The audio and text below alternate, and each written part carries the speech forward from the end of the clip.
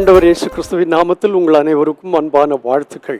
இது கர்த்தர் உண்டு பண்ணின நாள், இதிலே மகிழ கடவோம் களி கூற கடவோம் என்று வேதம் சொல்லியிருக்கிறது. இந்த சனிக்கிழமை காலையில நீங்கள் சுகமாயிருப்பீர்களாக, சமாதானமாயிருப்பீர்களாக, மன ரம்யமாயிருப்பீர்களாக.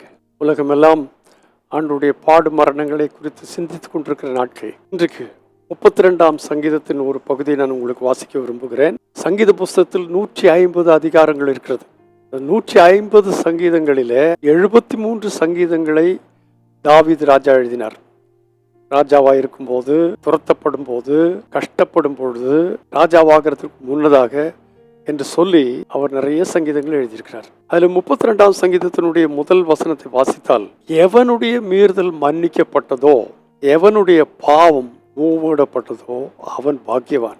எவனுடைய அக்கிரமத்தை கர்த்தர் எண்ணாதிருக்கிறாரோ, எவனுடைய ஆவியில் கபடம் இல்லாதிருக்கிறதோ அவன் பாக்கியவான். அப்போ ஆண்டவராகி கர்த்தருடைய சன்னிதானத்தில் வருகிற ஒரு மனுஷனுக்கு ஒரு பெரிய புகழ்ச்சியும் மகிழ்ச்சியும் என்னவென்று கேட்டால், அவனுடைய பாவம் மன்னிக்கப்படுகிறது, மீறுதல்கள் மன்னிக்கப்படுகிறது, அவனுடைய அக்கிரமத்தை கர்த்தர் எண்ணாதிருக்கிறார். அதனுடைய அர்த்தம் அவன் பாவம் இல்லாதவன் அல்ல, அக்கிரமக்காரன் அல்லாதவன் அல்ல, அவன் மீறுகிறவன், பாவி.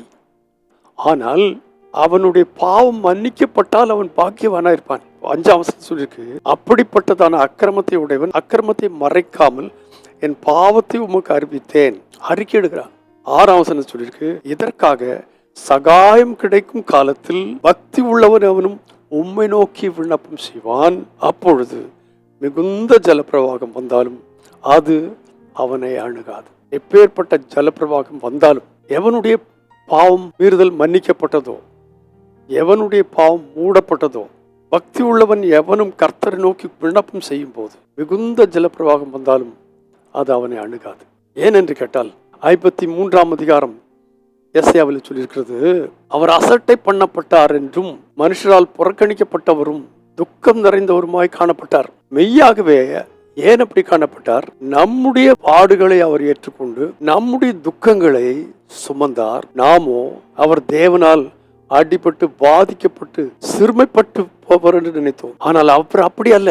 நம்முடைய மீறுதல்களின் நிமித்தமாய் அவர் காயப்பட்டு, நம்முடைய அக்கிரமங்களின் நிமித்தமாய் அவர் நொறுக்கப்பட்டார். நமக்கு சமாதானத்தை உண்டு பண்ணும் ஆக்கினை அவர் மேல் விழுந்தது, அவருடைய தழும்புகளால் குணமானோம். 6ஆம் வசனம் சொல்லி, நாம் எல்லாரும் ஆடுகளை போல வழி தப்பி திரிந்து அவனவன் தன்னுடைய வழிகளிலே போனோம். கர்த்தரோ நம்ம எல்லாருடைய அக்கிரமத்தையும் அவர் மேல் விழ பண்ணினார். அப்படித்தான் நம்முடைய மீறுதல்கள் மன்னிக்கப்படுகிறது, அப்படித்தான் நம்முடைய பாவங்கள் மூடப்படுகிறது, அப்படித்தான் கர்த்தர் அக்கிரமங்களை எண்ணாதிருக்கிறார். நான் அக்கிரமக்காரன் அல்ல என்றல்ல, அந்த அக்கிரமத்தை அவர் மூடி போட்டார், நம்முடைய ரத்தத்தினாலே மூடி போட்டார். இந்த நாளிலே விடுதலையோடு கூட நம்ம அவரை ஆராதிக்க, விடுதலையோடு கூட அவரை தொழுது கொள்ள கர்த்தர் நமக்கு வாய்ப்பளித்திருக்கிறார். இதற்காக நான் கர்த்தரை ஸ்தோத்திரிக்கிறேன். பரீட்சை எழுதி கொண்டிருக்கிற பிள்ளைகளுக்காக நான் பாரத்தோடு ஜெபிக்கிறேன். பல விதமான பாடுகளோடு காணப்படுகிற மக்களுக்காக நான் ஜெபிக்கிறேன். கர்த்தர் உங்கள் ஒவ்வொருவரையும் ஆசீர்வதிப்பாராக, கிருபை உங்களை சூழ்ந்து கொள்வதாக. இன்றைக்கு வாசித்த வசனத்தை போல மீறுதல் மன்னிக்கப்பட்டவர்களாய், பாவங்கள் மூடப்பட்டவர்களாய், அக்கிரமத்தை கர்த்தர் எண்ணாதிருக்கிற அவர்களாய் காணப்பட, பாக்கியவான்களாய் காணப்பட கர்த்தர் நமக்கு உதவி செய்வாராக.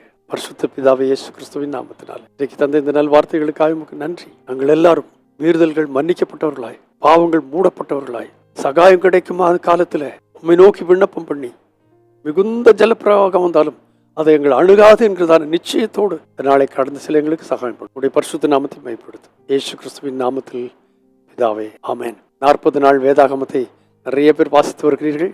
கர்த்தர் உங்களை அளவில்லாமல் ஆசீர்வதிப்பாராக. God bless you abundantly again and again and again and again. Amen.